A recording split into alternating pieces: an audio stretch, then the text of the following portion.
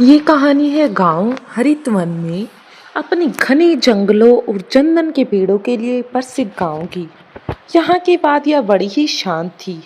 पक्षियों की चहचहाट सी गूंजती थी और लोग प्रकृति के साथ तालमेल बनाकर जीवन जी रहे थे। चंदन के पेड़ गांव की सबसे बड़ी संपत्ति थे। इन पेड़ों से निकलने वाली भीनी भीनी खुशबू पूरे वातावरण को मोहक बनाती थी। राम स्वरूप जी उसी समय गांव के चबूतरे पर बैठकर चंदन के ये पेड़ हमारे पूर्वजों की धरोहर हैं और इन्हें बचाना ही हमारी जिम्मेदारी है।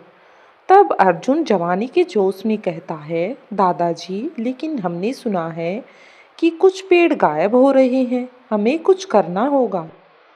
तब अर्जुन की बहन गीता कहती है, भैया सही कह रहे हो।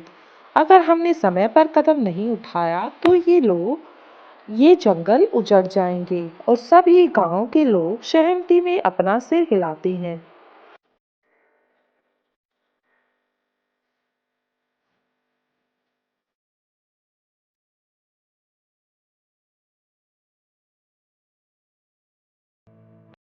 लेकिन कौन जानता था कि इस शांति के बीच में एक और ही घटना घटने वाली थी। एक काला साया इस शांति के बीच में मंडरा रहा था। लालची तस्करों का एक गिरोह। यह गिरोह चंदन के पेड़ों को अवैध रूप से काटकर इन्हें विदेशों में बेचने का काम करता था। गिरोह का सरदार था रघु, जो पैसों के लिए किसी भी हद तक जा सकता था। अब रघु एक प्लान बनाता है। जंगल के किनारे एक सुनसान इलाका। रघु अपने गिरोह के साथ खड़ा है। उनके हाथ में कुल्हाड़ी और एक नक्शा है। रघु हंसते हुए कहता है, ये चंदन के पेड़ हमें माला माल कर देंगे। बस मोहन जैसे कुछ और लोगों को अपने जाल में फंसाना है। तब गिरोह का एक आदमी बोलता है, लेकिन गांव वाले सतर्क हैं, कहीं हम पकड़े न जाएं। रघु गुस्से से कहता है, डरने की जरूरत नहीं, मैं सब संभाल लूंगा। मोहन को पैसे का लालच दो और वो हमारा काम कर देगा। इस तरह से रघु अपनी योजना बनाता है और अपने साथियों के साथ मिलकर पूरी योजना को अंजाम देने के लिए तैयारी शुरू करता है। तीसरे दशक के दौरान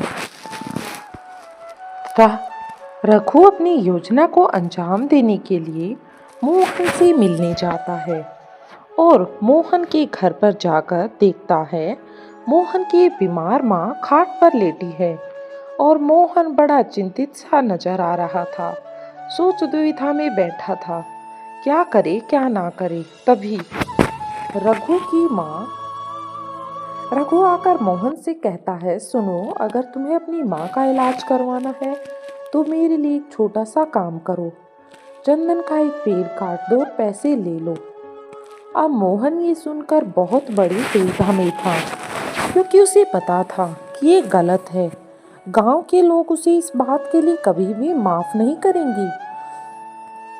लेकिन रघु रघु तो आया ही धोखा देने के इरादे से था, इसलिए एक धोखेबाज मुस्कान के साथ कहता है, तुम्हारी माँ ज्यादा जरूरी है या उनका माफ करना, सोच लो। मोहन मजबूरी में सहमति दे देता है और पेड़ काटने के लिए हाँ कर देता है। हालांकि गांव के लोग पहले ही इस बात के लिए खुद सतर्क थे कि उन्हें उन लोगों का पर्दाफाश करना है जो इस तरह से पेड़ काट रहे हैं। गांव के चबूतरे पर अर्जुन, गीता और गांव के लोग योजना बनाते हैं।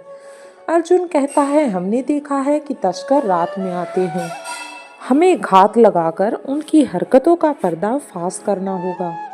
तब गीता कहती है, हाँ, हमें जंगल में रात भर निगरानी करनी होगी, मोहन से भी पूछताछ करनी चाहिए। राम स्वरूप कहता है, सावधानी बरतना, तस्करों के पास हथियार भी हो सकते हैं। गांव वाले हथियार और मशाल लेकर तैयार हो जाते हैं कि हम तस्करों का पर्दाफाश करके ही लौटेंगे।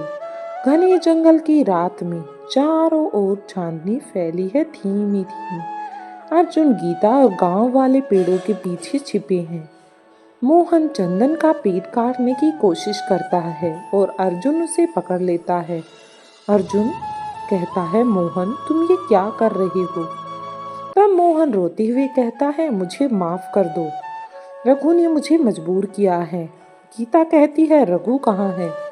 हमें सच बताओ। तब मोहन रघु का ठिकाना बता देता है और गांव वाले तस्करों पर हमला करते हैं। रघु और उसके आदमी पकड़े जाते हैं। गांव के लोग रघु को पकड़ने के लिए चल पड़ते हैं और सभी लोग रघु को पकड़ने के बाद रघु और उसके गिरोह को पुलिस के हवाले करने की सोच रहे हैं। तभी राम स्वरूप कहता है, देखा, एकजुट होकर हम किसी भी बुराई को हरा सकते हैं। उसके पश्चात मोहन गांव वालों से कहता है, मैंने गलती की, अब से मैं जंगल की रक्षा करूंगा। और मोहन सभी गांव वालों से माफी मांगता है।